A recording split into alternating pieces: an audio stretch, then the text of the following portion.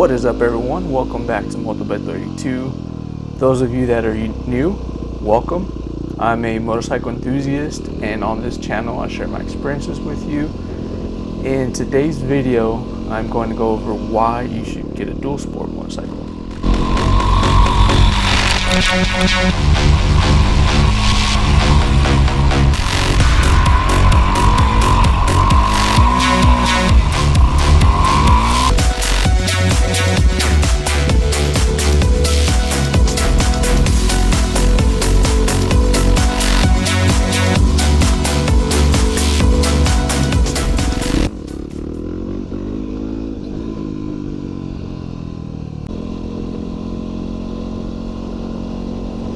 So I have owned my WR250R for a little over a year now.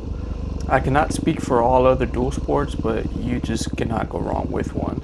I suppose that you can buy a Chinese piece of crap and be disappointed because the quality sucks.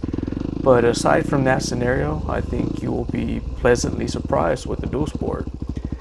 These bikes are so popular that almost all manufacturers have some type of dual sport in their lineup.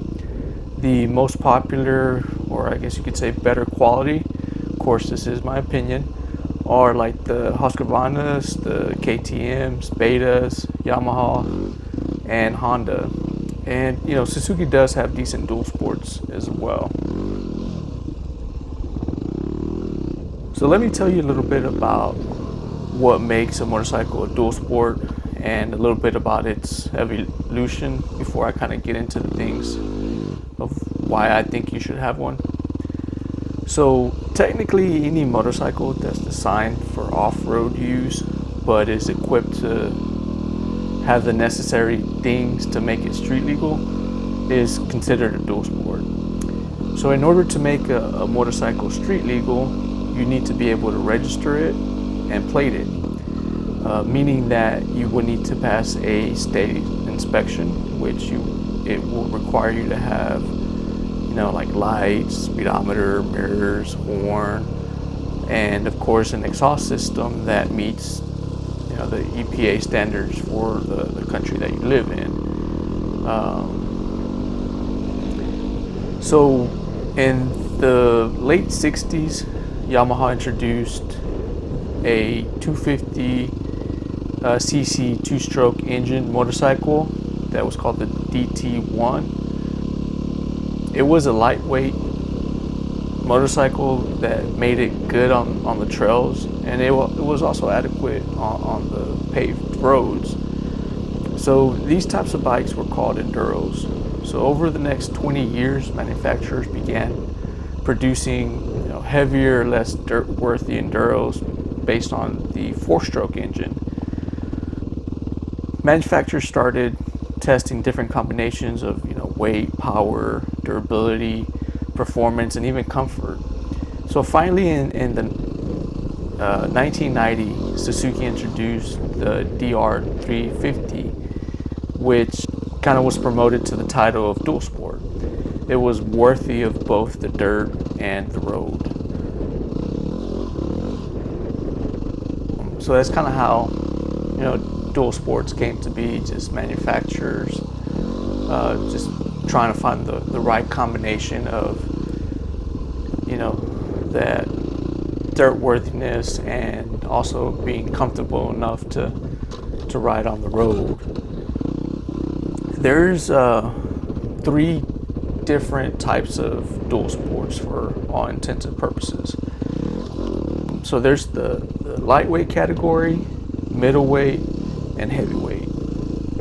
The lightweight category dual sports are the closest to pure dirt bikes and are most at home at like rough trails or 2-track roads.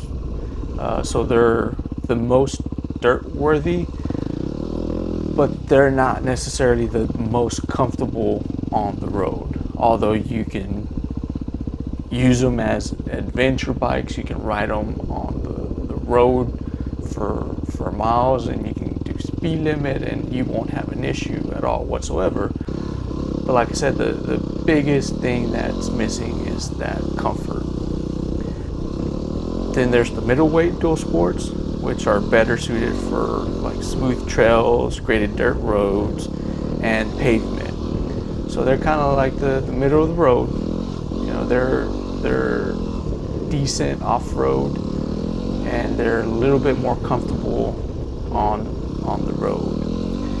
And then you have your heavyweight dual sports. These are primarily designed for traveling long distances on the roads. They're, I guess, called adventure bikes as well. And you know, you can also go off-road, but due to their weight, they're not the best types of bikes to go off-roading in. Just because if you know you tip it over, it's going to be a pain in the ass getting it up. And usually when you go off-roading, you know, unless you're like a professional, you tend to fall pretty frequently, or at least in my case. I tend to eat shit frequently. So those are the three types of dual sports. So I put together 10 reasons why I think you should get a dual sport. Keep in mind, this is based on my experience with the WR250R, but I think as a whole, they apply to all other dual sports. And these aren't in any particular order, so here we go. So number one, they make great first bikes. If you're someone who is looking into getting started in riding motorcycles, this is a great first choice for you.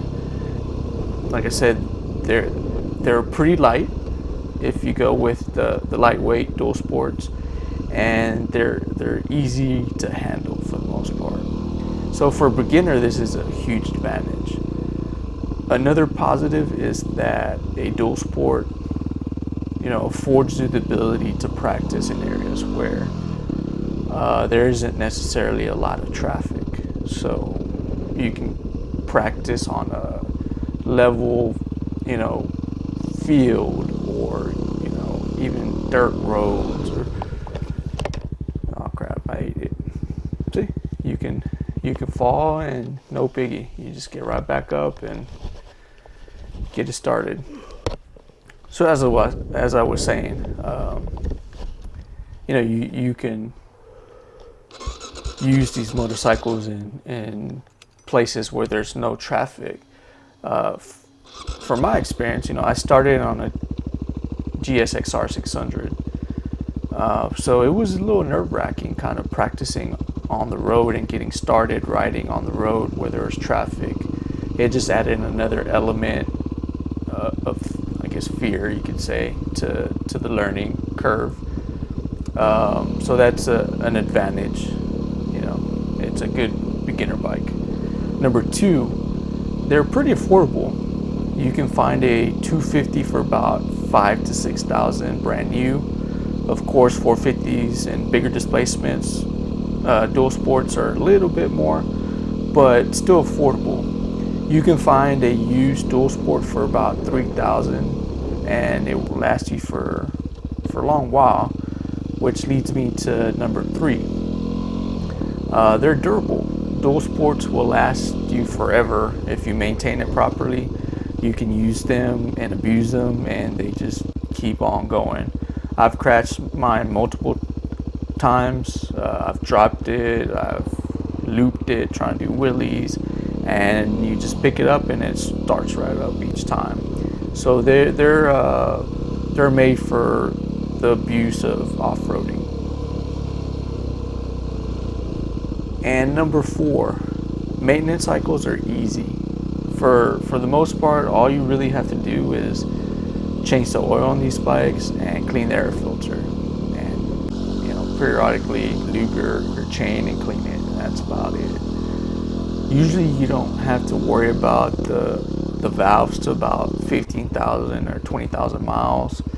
The maintenance does get a little bit more frequent with dual sports that are more dirt oriented, but nothing too crazy. Number five is reliability. Dual sports are extremely reliable. The engines are simple and very well made. For the most part, dual sports are equipped with a 4-stroke single-cylinder engine. These types of engines are very reliable and very fuel efficient. Number 6, since the bikes are very popular and the engines are simple, it is cheap to get them fixed, and there's an abundance of parts for them. So if you were ever to break down somewhere, which the likelihood of that happening is slim to none, you're not going to have problems finding the part you need, or a mechanic that can fix these types of engines due to simplicity. Number 7, there's a lot of mods available. So there's a lot of third-party vendors that have tapped into the dual sport market. So there's all different types of mods available for these bikes. You can outfit the dual sports to complement your riding needs for the type of riding that you want to do. So you can go anywhere from big bore engine kits, suspension upgrades, gas tank upgrades, luggage mods, etc., etc. You can find just about any mod you need for these types of bikes. Which brings me to the next point, number 8. It's versatility. Obviously, the fact that you can use these motorcycles on-road and off-road is the biggest benefit you're getting from a dual sport. Then the fact that you can outfit it with anything to complement your niche in riding or your style of riding makes it much more versatile. So you can outfit these bikes to complement your style of riding, which is a great thing to have. So number 9, dual sports are great for road trips. You can use these motorcycles to plan long rides through any type of terrain, really. You can do a cross-country ride like the Trans-American Trail, which is a 5,000-mile route of road and off-road adventures. It starts in eastern Tennessee and goes all the way to the Oregon coast. Some people use dual sports to travel from country to country. The possibilities are really limitless. Like I said, there's all kinds of mods that you can put these bikes to fit any riding style that you have. Alright, and that brings me to number 10, the fun factor. Dual sports are just super fun in my opinion. These bikes are the funnest motorcycles you can get. There's nothing like having the ability to ride down a road and impulsively just rear off the road and go have an adventure off in a ditch or in a pasture or wherever you want to go, really. I own a GSXR 600 and it's kind of limited to what you can do. It's only a one-trick pony.